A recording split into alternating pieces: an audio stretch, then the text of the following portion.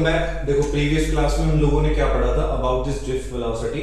हम लोगों को ये पता पड़ा था, थोड़ा सा इसका ना एक बैकग्राउंड देख लेते हैं कि जब भी हमने मेटल कंडक्टर को रूम टेम्परेचर पे रखा तो उसके जो फ्री इलेक्ट्रॉन्स थे they were moving in the random direction, it means they have a thermal velocity. फिर हमने क्या करा कि इसके अक्रॉस एक बैटरी लगाई थी जिसकी वजह से एक पोटेंशियल डिफरेंस क्रिएट हुआ, उसने इलेक्ट्रिक फील्ड को प्रोड्यूस किया।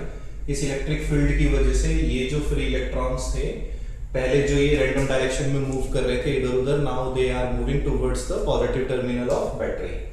तो अब इनकी जो ओवरऑल वेलोसिटी है वो जीरो नहीं रही है। अब इनके पास क्या है, दो वेलोसिटी हो गई है। तो अब हमें देखना है कि वो दो वेलोसिटी कौन कौन सी है। ठीक है, वो भी हम ऑलरेडी देख चुके हैं।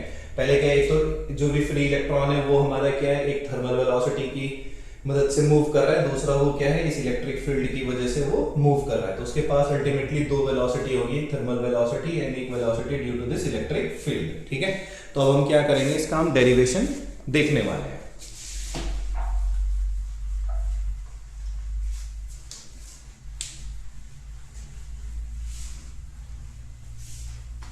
तो अगर हम इसका डेरिवेशन देखें तो डेरिवेशन में देखो, पहले हम लोग क्या लिख रहे हैं, हम लोगों ने लिखा फॉर फर्स्ट इलेक्ट्रॉन, पहले इलेक्ट्रॉन के पास जो वेलोसिटी रहेगी, देखो एक को लिख के दिखा देता है। पहले इसके पास एक तो रहेगी थर्मल वेलोसिटी प्लस उसके पास रहेगी velocity due to electric field. ठीक है, एक इलेक्ट्रिक फील्ड की वजह से वेलोसिटी रहेगी। तो जो ओवरऑल वेलोसिटी है ना, उसे देखो हम किस तरह से लिखेंगे। उसको हमने लिखा small v1 vector is equal to thermal velocity को हमने u1 से डिनोट किया था प्लस अब ये वेलोसिटी है। अब देखो पीछे के कॉन्सेप्ट में क्या था कि इलेक्ट्रिक फील्ड की वजह से ना जो इलेक्ट्रॉन था वो हमारा क्या एक्सेलरेट कर रहा है और डी एक्सेलरेट कर रहा है। इसका मतलब उसकी वेलोसिटी में क्या है, चेंज। तो एक्सेलरेशन इज इक्वल टू क्या होता है, एक्सेलरेशन इज इक्वल टू होता है वेलोसिटी अपॉन में टाइम। ठीक, तो यहां जो वेलोसिटी रहेगी उसे क्या लिखेंगे, उसे लिखेंगे एक्सेलरेशन मल्टीप्लाई टाइम। ठीक है, अब सभी इलेक्ट्रॉन का जो एक्सेलरेशन रहेगा वो क्या रहेगा, सेम। अब ये जो टाइम है, this time is relaxation time. ठीक है, तो रिलैक्सेशन टाइम को देखो हमने किससे डिनोट किया है, ये किया है टॉ से। अब रिलैक्सेशन टाइम का मतलब समझो। पहले रिलैक्सेशन टाइम का मतलब ये है कि जैसे ये मेटल कंडक्टर है तो इसके अंदर में ये एटम्स रखे होंगे इस तरह से। ठीक, तो जब ये इलेक्ट्रॉन आया तो इलेक्ट्रॉन क्या करेगा कि पहले इससे कोलाइड कर गया, कोलाइड करने के बाद इधर चला गया, फिर ये इससे कोलाइड कर गया। तो दो सक्सेसिव कॉलिजन के बीच में, दो सक्सेसिव कॉलिजन के बीच में जो टाइम, जितने टाइम के लिए इसने कोलाइड नहीं किया है, यानी जितने टाइम के लिए बिना कॉलिजन के रहा है, that is known as relaxation time. यानी दो सक्सेसिव कॉलिजन होने के लिए जो टाइम लगा, दो सक्सेसिव कॉलिजन, कॉलिजन सक्सेसिव मतलब लगातार, पहले इससे टकराया, टकराने के बाद अब ये इससे टकराया, तो इतने टाइम लिया ना इसने टकराने के लिए, तो this is known as relaxation time. तो वेलोसिटी इज इक्वल टू क्या लिखेंगे, यहां की जो velocity due to electric field है इसे लिखेंगे v is equal to acceleration into tau. अब देखो ये लिखा एक्सेलरेशन वेक्टर क्वांटिटी, ये लिख दिया टाइम। अल्टीमेटली फिर हम लोगों ने क्या लिखा कि for second electron, second electron के लिए भी क्या लिखेंगे, v2 vector is equal to u2 vector plus acceleration क्या रहेगा, सभी के लिए सेम। क्यों, क्योंकि सभी के ऊपर इलेक्ट्रिक फील्ड क्या कर रही है, सेम इलेक्ट्रिक फोर्स वो अप्लाई कर रही है।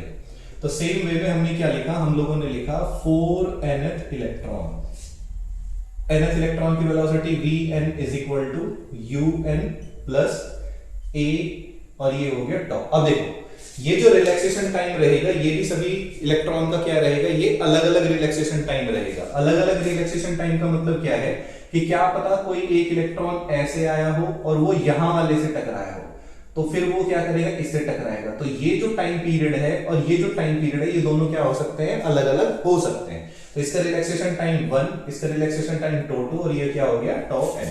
तो अब हमने क्या करा, इनका ना एक एवरेज फाइंड करना है। तो हमने लिखा कि देयरफॉर एवरेज वेलोसिटी,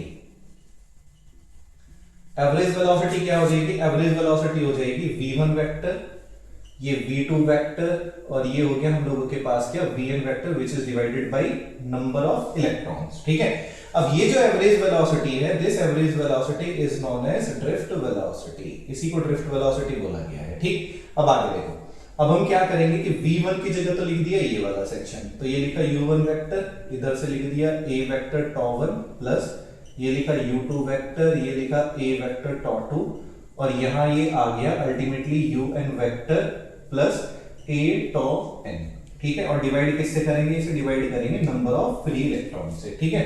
अब देखो ये सारा ऐड कर लिया, अब हम इसे क्या कर रहे हैं कि u1 वाली टर्म्स को एक साथ लिखेंगे। तो हमने लिखा u1 vector u2 vector plus plus और ये आ गया un vector divided by n। इसे ना अलग अलग कर दिया है, फ्रैक्शंस में ले गए हैं प्लस, और यहां लिख दिया a vector tau1 plus a vector tau2 और ये आ गया हमारे पास a वेक्टर tau n और इसको डिवाइड कर दिया n से। अब अगर ध्यान से देखें कि भाई ये तो थर्मल वेलोसिटी है, ये क्या है थर्मल वेलोसिटी, और सभी का हम लोग क्या निकाल रहे हैं एवरेज, और हमें पता है कि एवरेज ऑफ थर्मल वेलोसिटी क्या है 0। तो जो v ड्रिफ्ट बचेगी यानी कि जो ड्रिफ्ट वेलोसिटी बचेगी वो सिंपली क्या रह जाएगी, ये रहेगी।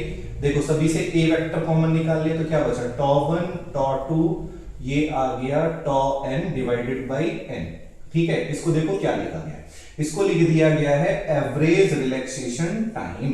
तो इसका मतलब कि जो v ड्रिफ्ट आ गया वो क्या आ गया, वो आ गया acceleration into average relaxation time.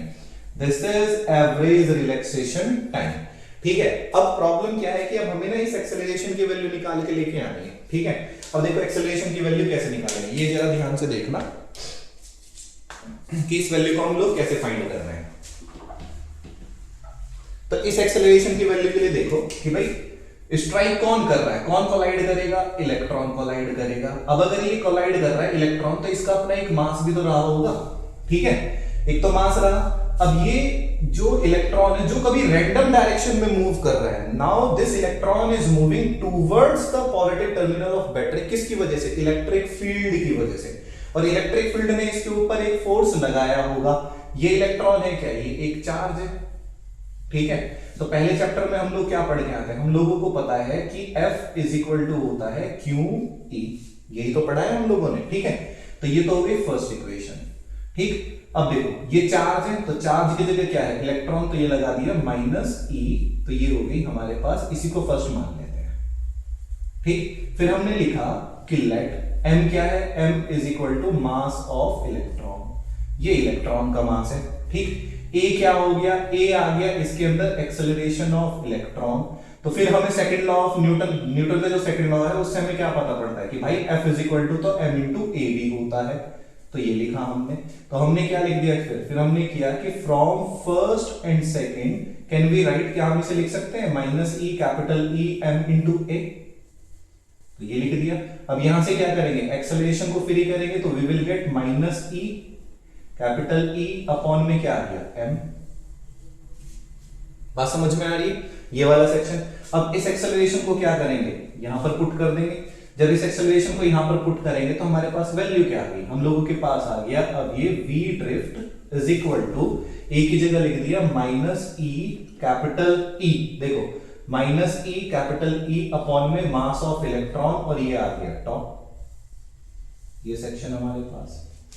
तो ये क्या आ गई, ये ड्रिफ्ट वेलोसिटी की वैल्यू आ गई है हम लोगों के पास। देखो ये भी वेक्टर क्वांटिटी है, ये वेक्टर क्वांटिटी, ये vector quantity, electric field vector quantity है।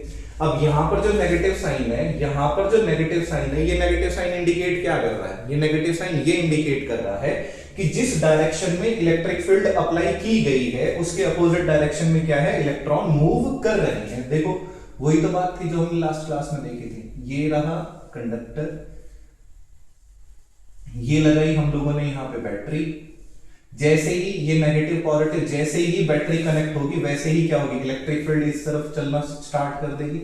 जिस तरफ इलेक्ट्रिक फील्ड चलेगी उसके अपोजिट डायरेक्शन में क्या है, इलेक्ट्रॉन चल रहे हैं, और जिस डायरेक्शन में इलेक्ट्रॉन मूव करते हैं उसके अपोजिट डायरेक्शन में क्या है, हमारा करंट मूव करता है। तो ये चीजें भी हमें याद रखनी है। तो ये वी ड्रिफ्ट हो गया, बात समझ में आ रही है सभी को। देखो सभी को ना एक सेक्शन में ये वाला प्रॉब्लम दे सकता है ये, ठीक है, कि भाई क्योंकि जो -E माइनस हमने सिर्फ उसके लिए लगाया है, किसके लिए, कि इलेक्ट्रॉन है यहाँ पर। बात समझ में आ रही कि इलेक्ट्रॉन है इसलिए हमने इसको -E लिया है, लेकिन यहाँ पे माइनस क्या सिग्निफाई कर रहा है कि इलेक्ट्रिक फील्ड की डायरेक्शन और वेलोसिटी ऑफ जो ये इलेक्ट्रॉन्स हैं ये क्या है, अपोजिट डायरेक्शन में। तो अगर ड्रिफ्ट वेलोसिटी की डेफिनेशन आए तो ड्रिफ्ट वेलोसिटी की डेफिनेशन लिखेंगे क्या, ये लिखेंगे it is the average velocity of the electron, ये इलेक्ट्रॉन की वो एवरेज वेलोसिटी है through which it is moving towards the positive terminal of battery under the influence of electric field. यानी कि ये एवरेज वेलोसिटी है इलेक्ट्रॉन की, जिसकी वजह से वो क्या कर रहे हैं, वो बैटरी के पॉजिटिव टर्मिनल की तरफ जा रहे हैं। कब जा रहे हैं? जब हमने इलेक्ट्रिक फील्ड को अप्लाई किया है।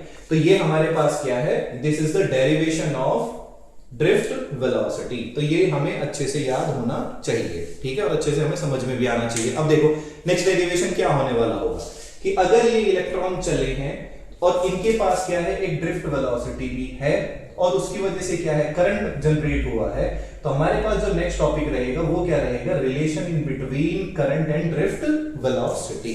ठीक है, तो उसे हम देखेंगे नेक्स्ट वाली वीडियो में।